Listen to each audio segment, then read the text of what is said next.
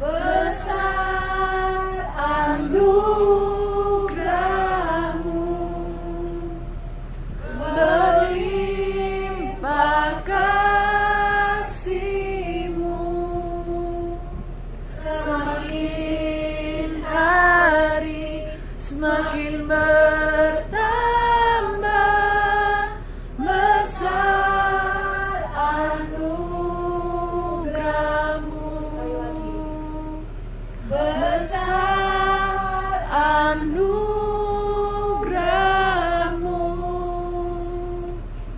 melimpah kasih-Mu,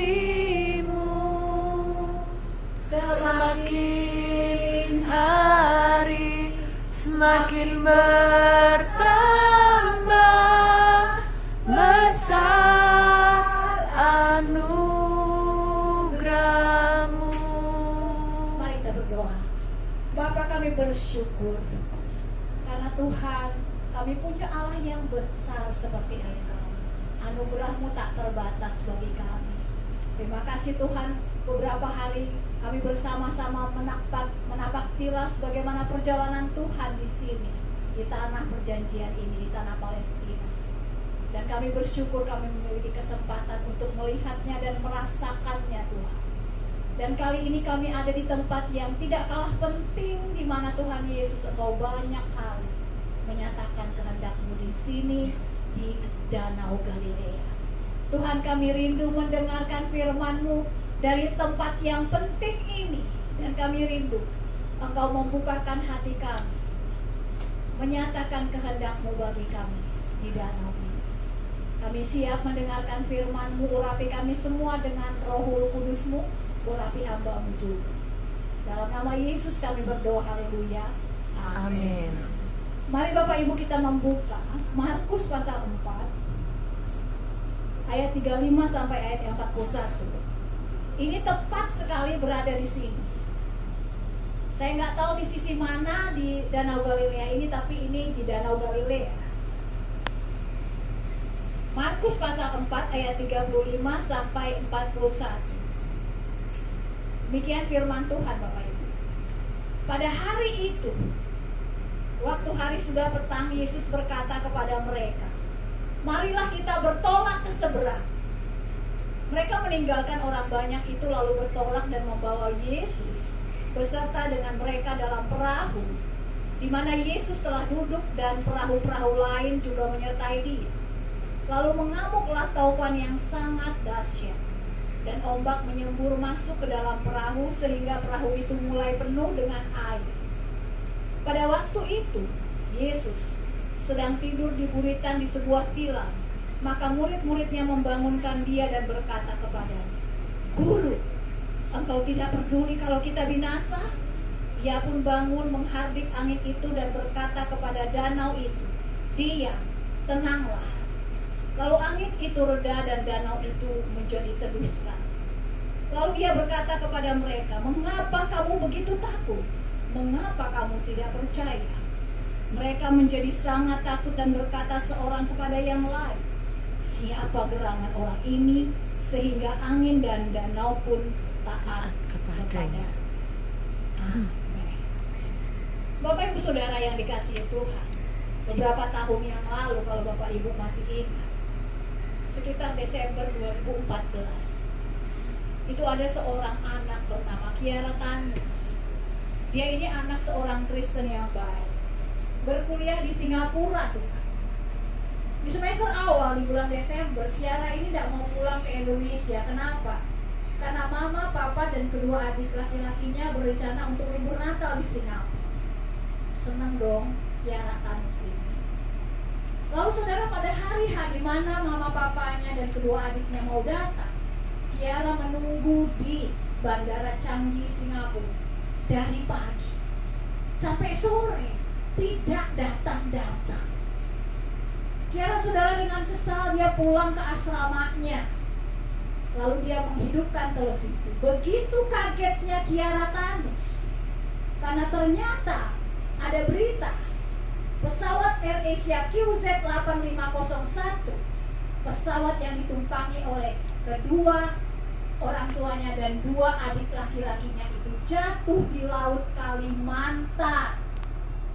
Oh saudara, Kiara begitu sangat terpukul. Dalam sekejap dia kehilangan mama, papa, dan kedua orang adik laki-laki. Saudara, pada waktu Kiara mengantarkan mereka ke pemakaman, tak berhenti air matanya mengalir.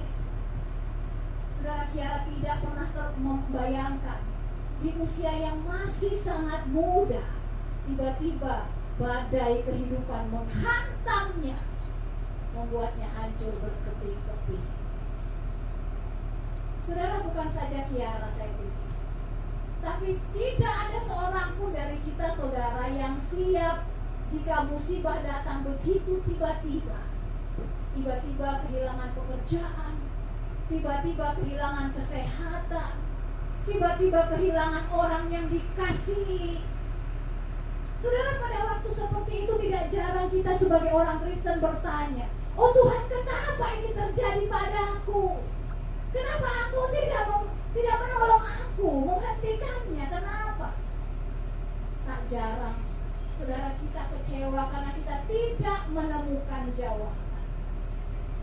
Saudara, badai kehidupan bisa terjadi memang karena kesalahan kita, tapi bisa juga terjadi karena kesalahan orang lain. Tapi tahukah saudara, kadang-kadang Tuhanlah yang membawa engkau dan saya masuk ke dalam badai kehidupan. Saudara kaget? Betul saudara. Kadang-kadang Tuhan Yesus membawa engkau dan saya masuk ke dalam badai kehidupan. Itulah yang terjadi pada teks yang kita baca tadi saudara. Setelah beberapa lama murid-murid menyertai Yesus, melihat Yesus melakukan mukjizat hari itu, Yesus tidak mau melakukan mukjizat apa.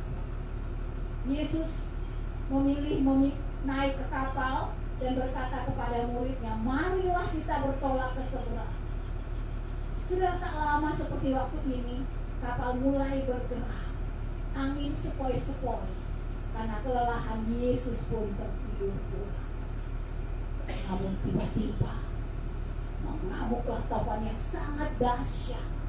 Oh, angin puting beliung saudara, menghantam kapal itu. Kapal mulai penuh dengan air.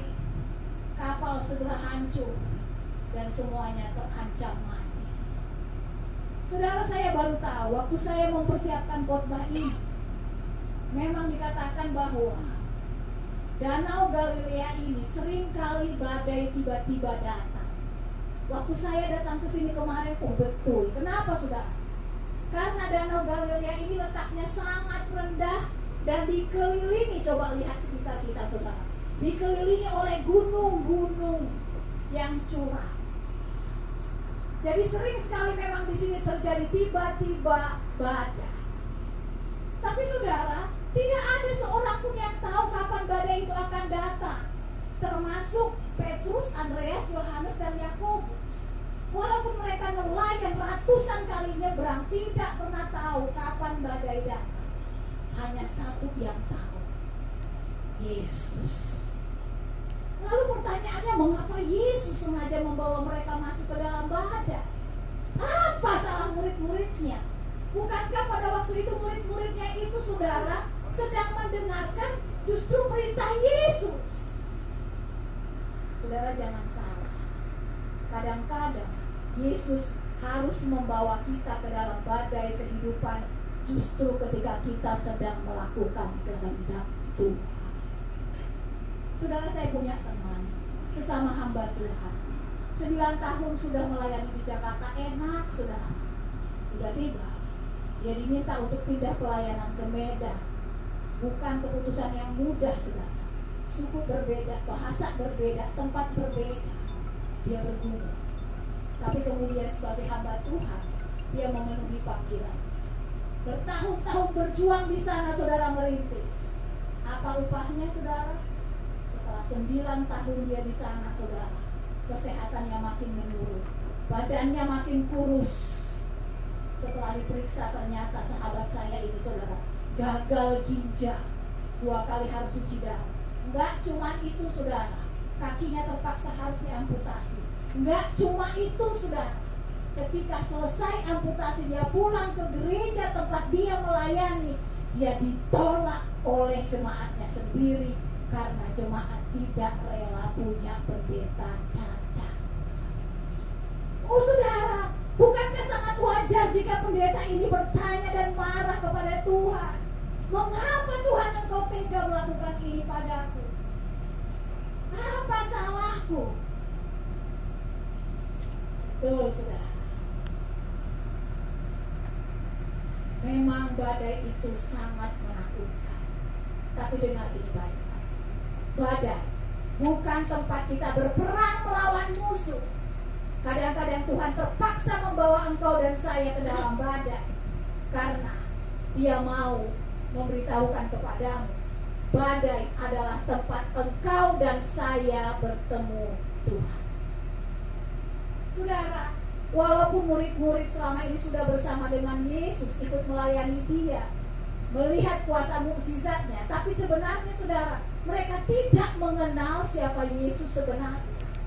Oh saudara, rupanya mereka hanyalah peserta.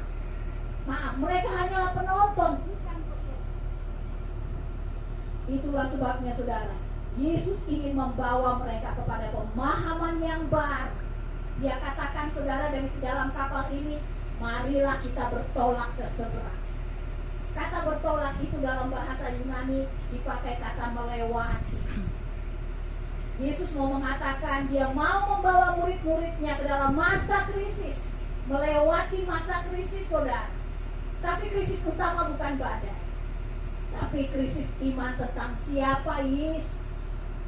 Melalui badai itu saudara, Yesus mau membawa murid-murid menyeberang dari pemahaman yang lama tentang Yesus kepada pemahaman yang baru.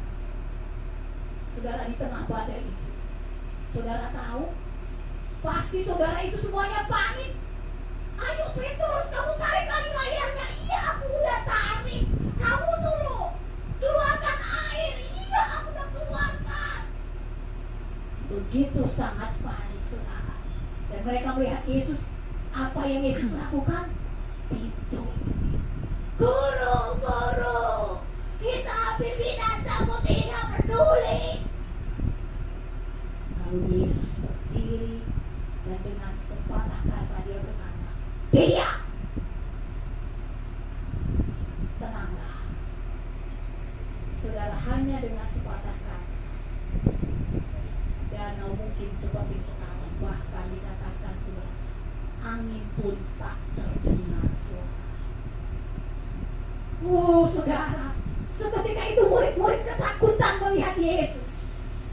Tapi kali ini saudara, ketakutan yang disertai dengan rasa gentar dan hormat. Dan mereka berkata, siapa gerangan orang ini? Sehingga angin dan danau pun taat kepada. Saudara, saat itu teringatlah mereka dengan pribadi Allah Israel di masa lampau yang berbuat hal yang sama. Mazmur 107, 23, 30 mengatakan, Ia berfirman, maka dibangkitkannya angin badai yang meninggikan gelombang-gelombang. Maka berseru-serulah mereka kepada Tuhan dalam kesesakan mereka, dan dikeluarkannya mereka dari kecemasan mereka. Dibuatnya badai itu diam, sehingga gelombang-gelombangnya tenang. Mereka bersuka cita, sebab semuanya reda, dan dituntunnya mereka ke pelabuhan kesukaan mereka. Oh sekarang saudara, di dalam kapal itu murid-murid berkata, oh Dialah Allah Israel.